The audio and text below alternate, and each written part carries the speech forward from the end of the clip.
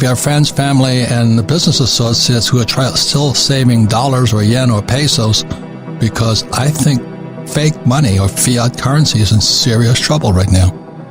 And so when we're talking about gold, silver, and Bitcoin, I'm not buying gold, silver, Bitcoin.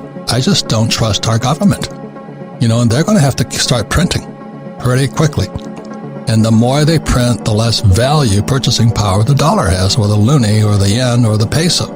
So that kind of says it's not a bet for gold, silver, Bitcoin. It's a bet against our government. When people tell you about cryptocurrency, people are like, well, I'm not sure about that. The government's going to ban it, or whatever it is, because people fear change. And this is a gigantic change, but it's really exciting. What you do when you create an excess amount of something, so let's say iron ore in Australia, if you pull too much out of the ground, demand collapses. I mean, you've got too much supply, so prices fall, right? If you create too much supply of a currency, and we see it because the banks are hoarding this stuff, the price of the currency falls. Now, we grew up in a world where the Aussie dollar goes up against the US dollar or goes down, or the euro goes up against the Aussie, right?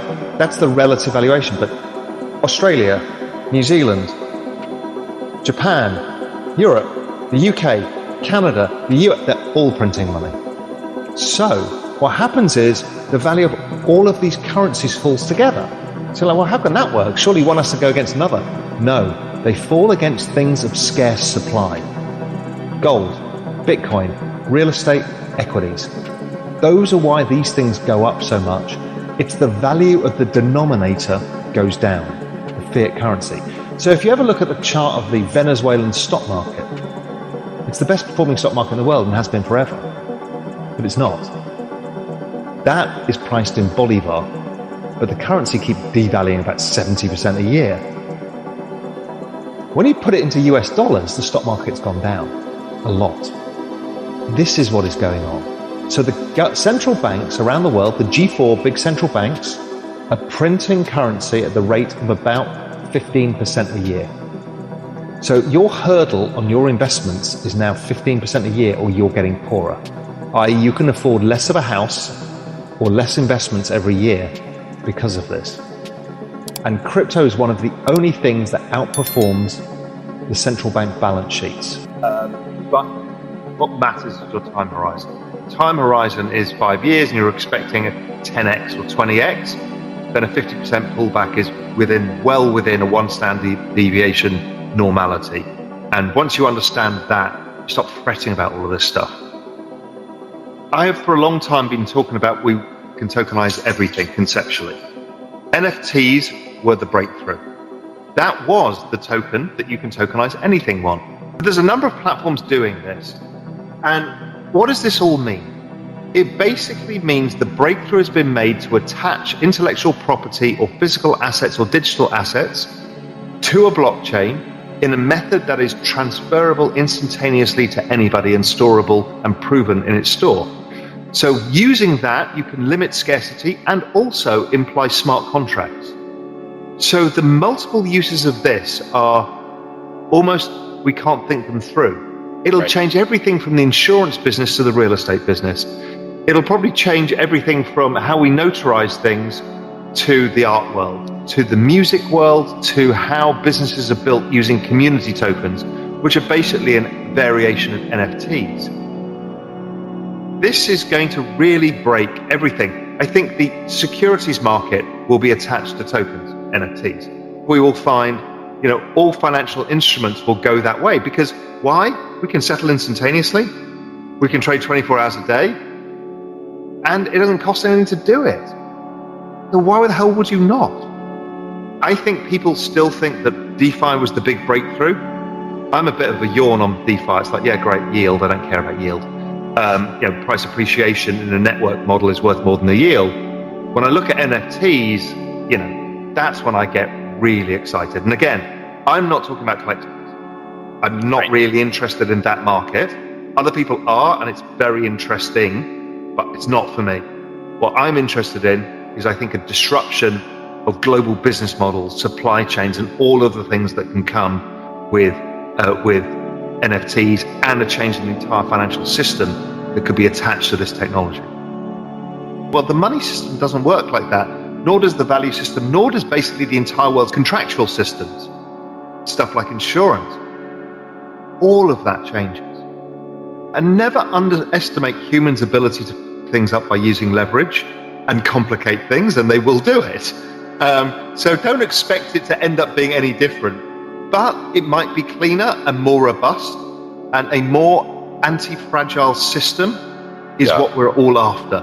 That's what scared the living daylights out of us about the debt bubble, is the fragility that it beds because we don't know who owns what and how to count the chips at the end of the day. This solves that, but it solves so much more problems than just the financial system. Before we continue, help us clicking that YouTube like button and subscribe now to our channel. This shows the algorithm that you valued this information. And it helps us spread that message. Sharing is caring. And now, let's continue.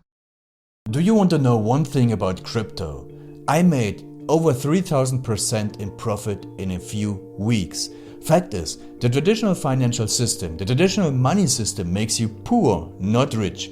If you want to earn $500,000, $1 million, you have to wait until you're 50, 60, 70 in the traditional financial system, and you probably will still be broke. And you will be old. This is not a sexy combination, as you can imagine. But the question is, how can you start in crypto and make these profits? Where to invest? Where to start? My name is Gunnar and I'm from Germany, as you can hear, and things are a little bit different in Germany. More about that later on.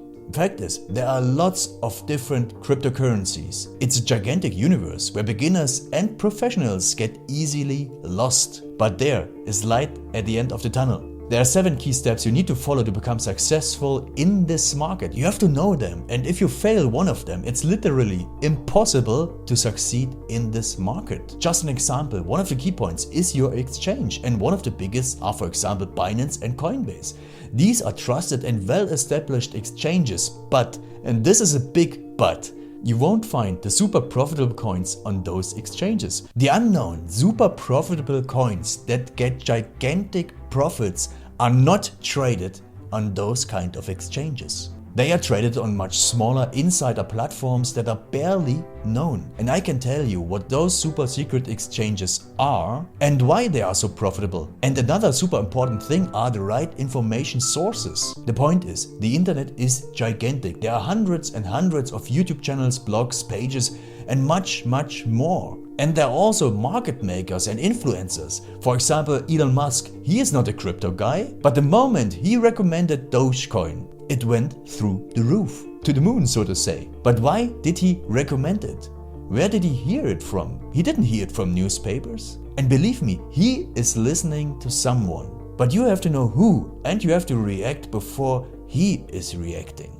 This is really, really important. And these are only 2 of the 7 steps you have to follow in order to be successful in crypto. And if you want to know all of these steps in much more detail, and if you want to have a comprehensive checklist, here's what you should do. There is a link below this video. Click on this link and you will get the opportunity to subscribe to my channel. Click on the link and you will see a video where I explain the next steps.